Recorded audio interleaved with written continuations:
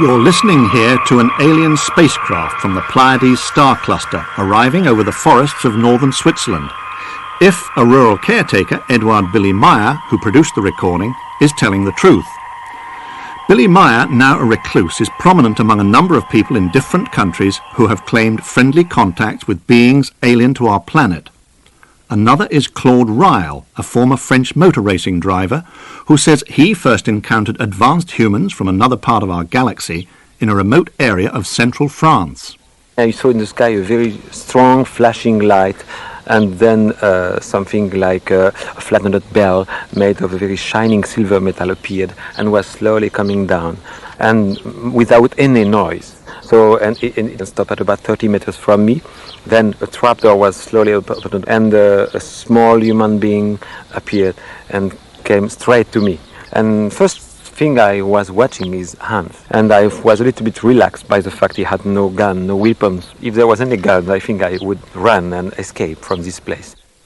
Both Claude Ryle and Billy Meyer maintain that their extraterrestrial contacts began over 20 years ago. But the first man to attract international attention as a so-called contactee was George Adamski, an American living in California. Adamski claimed he met the occupants of a UFO that landed in the desert near his home in 1952, and until his death in 1965, he toured the world speaking privately to national leaders and giving public lectures about that encounter. The space people actually not any kind of spooks or spirits. They are human beings like you and I. These ships land here every now and then, not very often, but when they do, the pilots of those ships and the occupants of them come right into the dining room when we dine with them. Whether in the government in the world today, small or big, that had not been visited by the space people of one planet or another. I can guarantee you that. Because their evidence is open to interpretation, such verbal assurances by contactees like George Adamski have never won sustained public acceptance. So the question remains, has contact ever truly been established with beings from other worlds? Both Meyer and Adamski produced vivid photographs of flying saucer UFOs, but many skeptical investigators have dismissed these as fakes. Hoaxers by others have also muddied the waters. Yet 30 years after his death, supporters like airline pilot Glenn Steckling continue to insist that fair-haired extraterrestrial human beings gave George Adamski a specific mission. He was chosen to contact as many official organizations, both on the religious side and on the governmental side, as possible, which he did. I think what people have to understand is if they wish to believe something, or if they wish to find the truth in something, they have to look to it for themselves. If they look at the Adamski pictures, who have gone through orthographic projection, biometric radiation, pixel analysis, they have always stood the test of time and analysis through each decade's worth of technology. This irks a great many people because he has clear pictures, he took many pictures, and he gave it to everyone. What exactly, though, did they want conveyed? What sort of information were they trying to give to the governments and officials they wanted contact? Basically, we had come upon the atomic age, and we were conducting experimentations with things that we had no idea what we were doing. We are literally threatening the very existence of our planet through our indiscriminate testing. And they wanted to make us aware that there is potential to change the direction of our society should we so desire. I think he wrote that he was taken in their craft at different times and taken to the other planets in our solar system. Did he ever talk to you about that? Yes, he was taken on board craft. On many times he recognized officials of both the U.S. government and of other world countries on some of these crafts as well. He saw other representatives of this planet on these ships, and under these circumstances they either had meetings with these extraterrestrials and they shared certain experiences together. Difficult to prove, but nonetheless, he talked about it. And whether they went together to the different planets or whatnot, those are questions that only George could have answered. Captain Glenn Steckling, who I talked to at the recent UFO World Congress in Dusseldorf. Back in England, I consulted Timothy Good, a best-selling UFO writer whose books are praised for their meticulous research and careful documentation. He has investigated a number of claimed contactees, and he finds George Adamski's photographs of alien spacecraft impressive. I'm absolutely convinced that his photographs and films are genuine. His 8mm movie films, particularly the one taken a few months before he died at Silver Spring, Maryland, in the company of 3 other witnesses, is quite extraordinary, and I have no hesitation in saying that that is absolutely authentic. It's also been authenticated by an optical physicist, and we've discussed details at length. It turns out that the craft was about 27 feet in diameter. It describes a series of bizarre maneuvers during which it appears to change shape. I've also spoken to other people all over the world who claim to have had fully consciously recalled contact and sometimes trips with extraterrestrials, who I find totally convincing. You yourself have written in some of your books that you believe people from other planets are walking around among us, and that you Yes. have had contact with them. Now, that to many people is going to sound bizarre, weird, to say the Absolutely. least. But you yourself, I think, describe an encounter in New York Yes. in a hotel lobby. How did that happen? I did. This was in 1967, in February. I was with the London Symphony Orchestra at the time. We were playing concerts in the Carnegie Hall, which was very nearby this, what was then called the Park Sheraton Hotel. I decided to try an experiment. I sat down in the hotel lobby and I said, well, I'll give this a couple of hours, see what happens. And I beamed out these messages. You know, if there are any of you guys in the New York area, come down and sit next to me and prove it. Anyway, eventually, after about half an hour, a fellow comes in, immaculately dressed, dark grey suit, dark tie, white shirt, glasses, looked about 35. Everything he did was in a sort of deliberate manner. He had an attaché case which he opened slowly. But he came and sat down beside me, and I thought, right, I'll try my luck. So again, in my mind, I said, right, if you're from somewhere else, please take your right index finger and hold it to the side of your nose. And no sooner had I thought that than he did precisely that. Well, of course, I was dumbfounded, and I, being English and reserved, you know what the English are like, we don't speak to anybody unless we've been introduced. So I let it go at that. I possibly lost the chance of a lifetime, but something strange happened. Although there was no verbal communication, it had a shattering effect on my life. It sort of acted as a tremendous inspiration to my researches. Now, I can't prove that story to anybody. You could say, well, of course, it was just a telepathic Earth person. Maybe it was. But it's very interesting that other people have described similar type of beings. The quality of the eyes, the quality of the skin texture, very refined, well-proportioned features and so forth. I haven't sort of talked about that a great deal, certainly not to the press, very seldom on radio, because of fear of ridicule. And that's the same worldwide. Timothy Good making his own slender claim of personal contact with an alien in crowded New York City. A Mexican photographer, Carlos Diaz, is another who believes that beings from beyond our planet are living anonymously among us. After snapping spectacular UFO pictures above forests near Mexico City some years ago, he claims he began to meet their occupants, and in Dusseldorf, through his English-speaking wife, he explained what they looked like. He says they're just like us. He knows, they've told him that they have made changes in their cell structure, in their information, genetic information, to be more like us, in order to move around us and live with us, so they can understand better what we are. Do they live here on Earth? Yes. Where do they stay? Where do they sleep? Where do they live? They have houses, they have cars, they drive, they look like normal people. How do we tell the difference if we meet one? There isn't. La única diferencia que yo encuentro, ¿sí?, es esa sensación muy especial en el plexo solar. He says he feels a difference. He feels in his solar plex this funny feeling like being in love.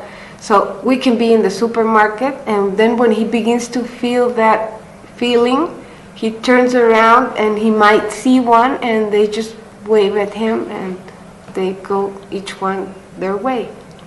They're here and they respect life most of all.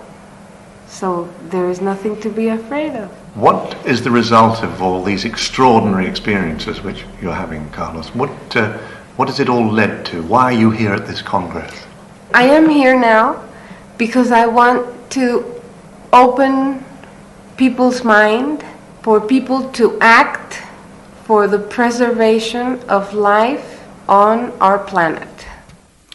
That ambition of Carlos Diaz echoes similar sentiments expressed by the Swiss caretaker Billy Meyer, who made this alleged recording of a Pleiadian beam ship.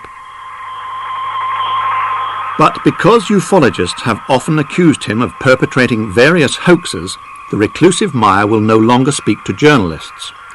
Guido Moosbrugger, a school teacher in Meyer's village outside Zurich, is one of a small group of supporters who continue to send details of his claims to governments and universities around the world. Through an interpreter, Guido Moosbrugger told me that until very recently, human aliens from the Pleiades had various bases here on Earth. Eine Station befand sich in einem Hochgebirge der Schweiz. One station was high up in the mountains in Switzerland, the second in the United States, and the third in the Asian region. The number and the amount of people who were working at the installations, the highest number is 2,862 persons. Now, Guido, you say that there were nearly 3,000 people here in these bases. How long were they here, and why were they here? What were they doing? They were here for 20 years, starting in 75 in January up to 95 January. The main task was to increase and to speed up the spiritual development of mankind. They have told us there are 3 points that we should make very clear as we travel around the earth talking about this subject. The first point is the absolute overpopulation of this planet. We should not have more than 5 billion people on this planet.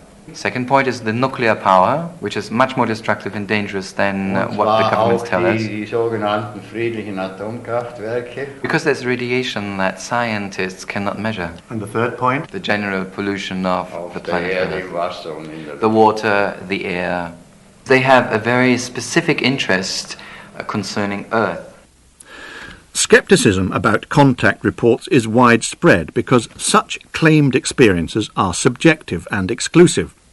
But in talking to Stanton Friedman, a former nuclear physicist who has been investigating UFOs professionally for over 30 years, I wondered if it was wise to give so little attention to what these people have to say. Well, I see no reason to listen to them until they can provide any evidence that what they're saying is true. Extraordinary claims require extraordinary investigation.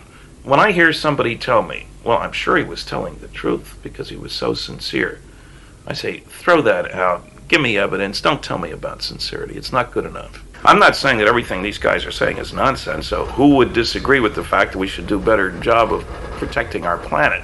That goes without saying. I think these guys have their own objective. We've always had cults with us. There hasn't been a year in man's history in the last 300 years where there haven't been some kind of cults around. But I'm an evidence-driven person. So my goal is different from that. I'm not trying to be a religious cultist or leader. But I do think we do need to recognize that a couple of things. One, man's future does lie in space, whether we like it or not. We're not limited to this planet. There is more to the galactic neighborhood than our planet. There's a whole solar system out there. So I think one of the major reasons for aliens coming here, not to say, hi guys, how can we help you? But to say, we're not going to let you leave until you get your act together. You're a primitive society whose major activity is tribal warfare. How else would you describe this planet? If you look at the priorities on this planet, every day this past year, 35,000 children have died needlessly of preventable starvation and disease. That's a problem when we spent collectively $750 billion on things military that year. That would have fed all those kids 20 times over. So I think the cult groups may have a place, and perhaps they lead us in causing awareness. Stanton Friedman.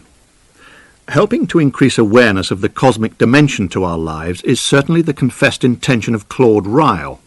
He says that beings who first contacted him near Clermont-Ferrand in 1973 called themselves Elohim and told him they had created all life forms here on Earth using advanced DNA techniques. He says he was given a mission to spread this information and eventually set up an embassy for them in neutral territory where they can one day land and meet government leaders and the world's media. Ryle also says the Elohim, small Asiatic-looking human beings, took him to their planet late in 1975. I talked to him as he celebrated the 20th anniversary of this claimed event in the Périgord region of southwest France. Surrounded in a sunlit glade by hundreds of his supporters, he described how he had felt when one of the Elohim first spoke to him. When he was telling me this story, I was much more impressed by the message than by the flying vessel. It's so fantastic, to suddenly understand that there is a third way to explain our origin. Before these messages, there was only two ways to explain our origin. The first one is a supernatural God coming on and with, like a magic stick creating life. The second way being evolution and Darwinism, and no more. And suddenly a message comes and say another way. The third way, human being coming from another planet and creating us thanks to DNA and genetic combination. And for me, it looked a lot more logical than the other one. I couldn't agree with both of them before. You say the Elohim created human beings on Earth. One question that instantly arises in my mind and many others is, who created them? Yeah, and this is, we have to be back to infinity. Infinitely small and infinitely large are same, meaning the atoms and the electrons are same like galaxies moving around, and it's the same thing. And the Elohim were created by people coming from another planet. And these people were created by people coming from another planet. And we, human beings, will go to another planet and we will create life. But we are human. We are born one day, we will die one day. Our matter is eternal. There's a lot of cults growing in the world. Why should people listen to the Rylean movement and Claude Ryle any more than anybody else who's proposing seemingly fringe solutions to the world's problems? Because I think it's good to go around and try what is on the market and compare and taste the fruits. I never try to change other people or to convince. I'm just trying to reach the right people at the right place and to create a network of people to work to prepare the embassy to welcome the Elohim. And now we have a wonderful network in 84 countries, 35,000 people around the world. And even when the Elohim will come, not everybody will believe they are our creators. And young generation, they need these kind of spiritual solutions to be in harmony. We need to feel related to the infinity, related to the stars, to the galaxies, and to ourselves. And this religion is making people happy. Not only an explanation of our origin, but also, more important, a link to yourself and a link to your universe.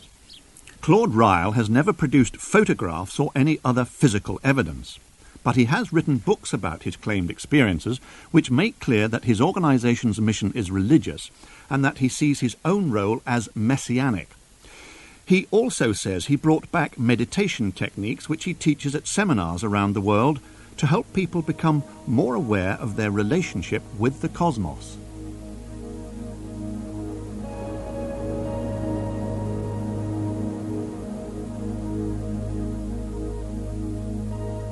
Vous sentez la Terre, cette Terre qui tourne, qui bouge, qui évolue dans l'univers.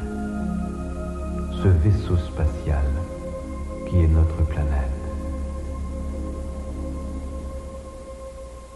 Vous êtes sur la Terre, elle tourne sur elle-même, elle tourne autour du Soleil, et vous êtes la Terre.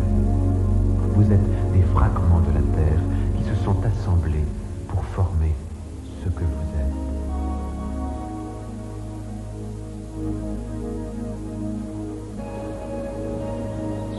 It's 20 years since you stepped off the Earth here at Rock Pla. Yes. What's the planet of the Eternals, as you call it? What does it look like? It looks like Caribbean islands. This kind of beautiful tropical island with huge trees with flowers and fruits at the same time, and small animals. No animal are afraid of you. They all come and you can touch them. For it's heaven. There's no violence, no money, no jealousy. Everybody is so wonderful, so full of love. It's heaven, except if you are really deeply masochist. You don't want to come back. There are other people who have claimed to have had contact with people from other planets. People like George Adamski in the 50s, whose name you may know. Billy Meyer in Switzerland. How do you differ from them, if you differ from them? It's very, very different. Of course, I want to start by saying that messengers are not important, and what is important is the message. But all other ones, they are mixed with belief, religious belief in God or something like that. The only one messenger in this century is the one you are speaking to now. The earth is the private garden of the Elohim, and nobody except them is coming on the earth. So you're saying that no other visitors from other planets come here on the Earth at all? Nobody. But how do you explain then the fact that all over the world today people are coming forward to psychologists and scientists saying that they feel they've been abducted by aliens, taken into spacecraft, interfered with, fetuses taken from their wombs and so on? Is this the Elohim? No, never. No, all these things are not true, but I want to speak about that. It's very important. There's a conspiracy of American militaries and CIA. They tried to create an enemy. So they try now to make human beings afraid of invaders from space, spreading false information, disinformation, trying to exploit people who are psychically debalanced, which is terrible because people from space are always friendly, full of love. They love us. They are our creators. There is no one abduction on the earth, and there never been, and there will never be. Talking with people like Claude Ryle, who claim contact with extraterrestrials, was often like sailing in uncharted waters. So, to move back towards more familiar shores, I decided to consult Nick Pope, who, until recently, was the chief UFO investigator at the Ministry of Defence in London. But although he's still a civil servant, he's an unconventional one because he's soon to publish a controversial book about his findings in that job called Open Skies, Closed Minds, and I asked him if he felt that testimony of so-called contactees contributed anything to understanding the UFO phenomenon. I think that a lot of these people, and particularly I'm thinking of Adamski, have been widely criticised and discredited over the years. But if you look back at the Adamski story, I think there's a good deal more truth in it than many might realise. I'm not saying, of course, that there aren't some outrageous hoaxes. Of course there are. But some of these experiences undoubtedly are genuine. And of course, again, it's the easiest thing in the world to say, I think your story is rubbish, prove it. Perhaps the question should come back to these people. Will you prove it didn't happen? You've also investigated the abduction phenomenon, which is something which is being widely reported in the United States, the United Kingdom, Europe, other countries of the world. What do you conclude about that? It's very difficult to say, and it's an extremely difficult area. But again, I think although in a number of cases you can find perhaps conventional explanations, there is amazing testimony from all around the world, often quite independent. The witnesses have no contact with each other, and yet time and time again the same stories emerge. So you investigated these things as part of your job at the Ministry of Defence, so governments do know that these abduction cases are being reported? Certainly, yes, there are reports on the Ministry's files, simply because people do from time to time write in and say that they have interacted with entities. However, I think it's probably true to say there's really no government policy on abductions. It falls under the general heading, I think, as with UFOs, of them saying that there is as yet no hard evidence to support this. And in a way, that's right, because until you've got, as it were, the smoking gun, you can't say that any of this, UFOs, abductions, or whatever, is proved beyond a shadow of a doubt. What I think you can do is build up a very effective case for it. As a result of 4 years of researching the UFO phenomenon generally for the Ministry of Defence, you've come to some startling and controversial conclusions. What are they? My main conclusions are that although we can explain away perhaps 90% of what are commonly called UFOs, I have concluded that perhaps 5 or 10% of these things are extraterrestrial in origin. And yes, as you can imagine, that's made some waves in 1 or 2 quarters. There's talk of a congressional committee in the United States where people who could come forward from their professional jobs and be absolved from their secrecy commitments to come out into the open about all this. Do you think we're close to seeing some big admission of what is known about the UFO phenomenon? I'm not sure, but I'd like to think that a body such as the United Nations could perhaps draw together strands from all around the world and could have expert testimony from military personnel, scientific personnel, and of course most importantly from the public themselves who have actually experienced these things, and come out with some sort of overview of what's going on. But I think it does need someone from within the world of officialdom to take this issue by the scruff of its neck, to, as it were, rid it of the sort of rather silly tabloid tag that it has, and to treat it with the seriousness that it actually deserves. Nick Pope, ex-UFO investigator for the British Ministry of Defence.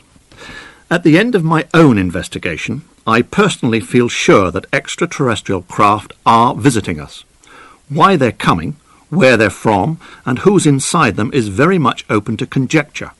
Conflicting evidence I've gathered won't reconcile into any single coherent picture. For me, the abduction phenomenon is the most disturbing aspect of this whole subject. Something extraordinary is clearly happening worldwide, because growing numbers of people are independently reporting these distressing abduction experiences.